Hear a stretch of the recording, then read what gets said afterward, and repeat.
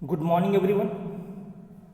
This is the second video of poem Rain on the Roof and stanza number 2.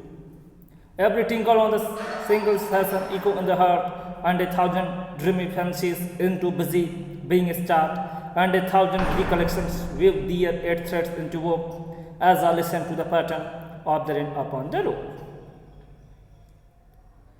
Now, in the second stanza, in the first line, the poet is saying that every tinkle, every pattern of rain which falls upon the shingles of the roof create a kind of noise, a kind of sound, a kind of echo in our heart.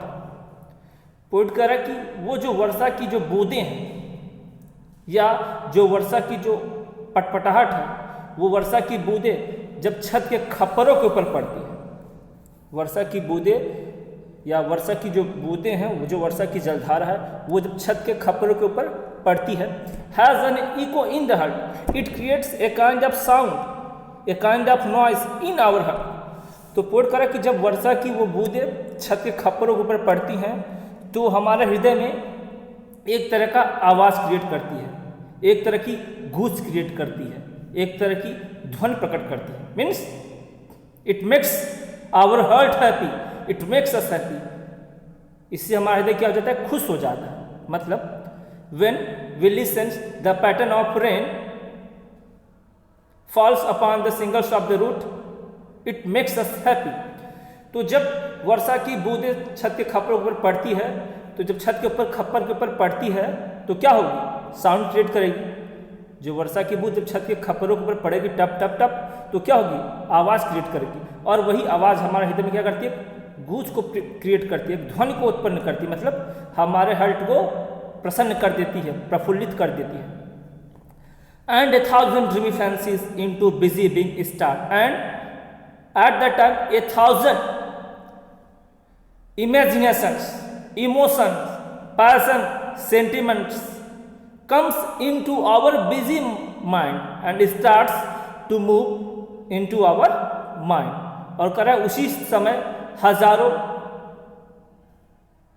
जो ऐसे स्वप्न जो कल्पना से भरे हुए हैं वो हमारे व्यस्त मन में आने लगते हैं, घूमने लगते हैं. Means when I listen the pattern of rain which falls upon the shingles of the root, it creates echo in our heart, and at that time a thousands of imaginations, thousands of fantasies, imagination, emotion, passion, sentiments, it comes into our mind. और कह रहा है उसी समय हजारों जो स्वप्नमयी कल्पनाएं हैं वो हमारे व्यस्त मन में आने लगती है. Means and a thousand recollections, and a thousand recollections weave their air threads into woof. And poet tells us a thousand recollections, a thousand past memories start to weave their air threads into woof. और उसी समय हजारों जो पुरानी यादें हैं, उसी समय जो हजारों पुरानी यादें हैं वो क्या करती हैं, वो एक अपना काल्पनिक ताना बाना बुनने लगती है. पोइट कर जब वर्षा की बूंदें छत की खप्परों पर पड़ती है तो उसकी ध्वनि को सुनकर, उसकी आवाज़ को सुनकर हार्ट को सुकून महसूस होता है. और उसी समय मन में हजारों कल्पनाएं मन में आने लगती है. उसी समय मन में जो पुरानी जो यादें हैं, जो पुरानी स्मृतियां हैं, वो अपना काल्पनिक ताना बाना बुनने लगती हैं. As I listen to the pattern of the rain upon the roof, जब मैं वर्षा की बूंदें जो कि छत के ऊपर पड़ती रहती उनको मैं सुनता.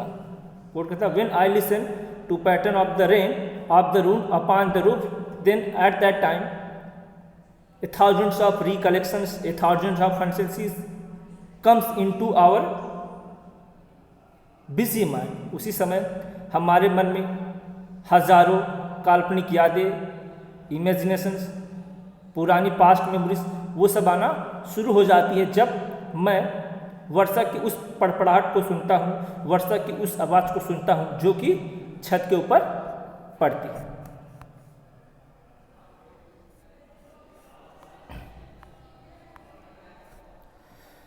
Now in memory comes my mother, as she used in the years agone to regard the darling dreamers, yet she left them till the dawn. Oh, I feel her fond look on me. As I listen to this refrain, which is played upon the singles by the pattern of the room. Now, I have already told you that in the second stanza, thousands of recollections, thousands of past memories comes into poet's mind, and in these memories the poet sees the loving image of his mother. Now a thousands of recollections, past memories and imagination is wandering into poet's mind, and in these memories the poet sees the loving image of his mother.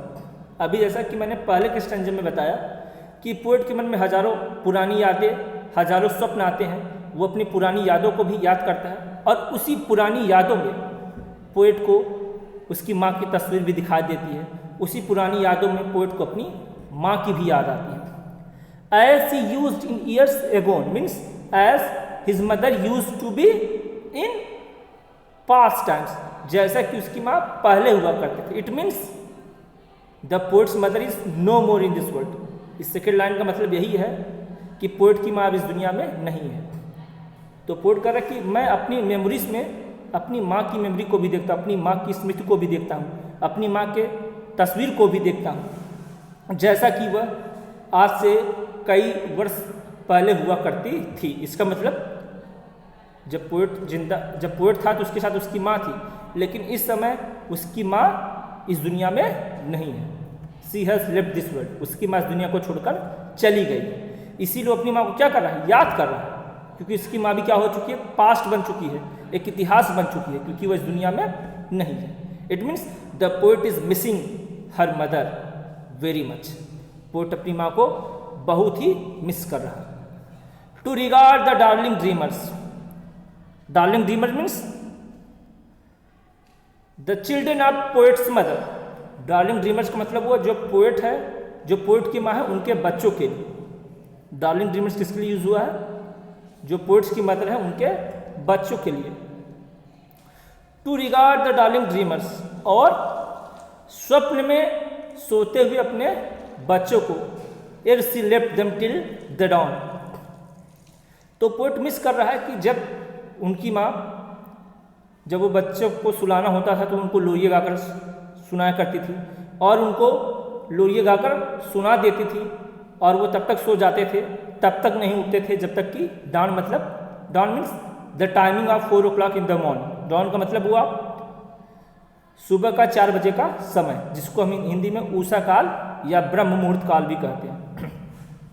तो poet miss करता है अपनी माँ को। Now the poet is remembering his mother, poet अपनी माँ को याद कर रहा, how carefully she used to look after her children, कि उसकी माँ कितने अच्छे से अपनी बच्चों की देखभाल किया करती थी। कैसे, जब शाम को उसको बच्चों को सुलाना होता था तो उनको मीठी मीठी लोरियाँ गाकर सुला देती थी, और बच्चे तब तक नहीं उठते थे जब तक कि सुबह हो जाती थी। मतलब वो उनको रात को मीठी यादों में लोरियाँ सुनाकर उनको सुला देती थी, और तब तक बच्चों के पास नहीं आती, तब तक बच्चों के पास रहती थी जब तक कि सुबह नहीं हो जाते थे।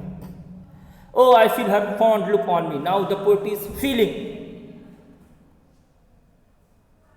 हर touch, now the poet is remembering his mother, how carefully she use to look after her children.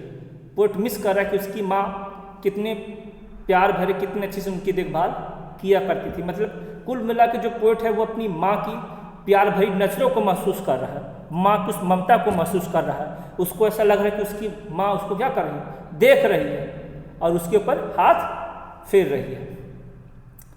As I list मतलब listen to this refrain, refrain means permanent. As I list to this refrain, poet says that when I listen this permanent song, permanent sound means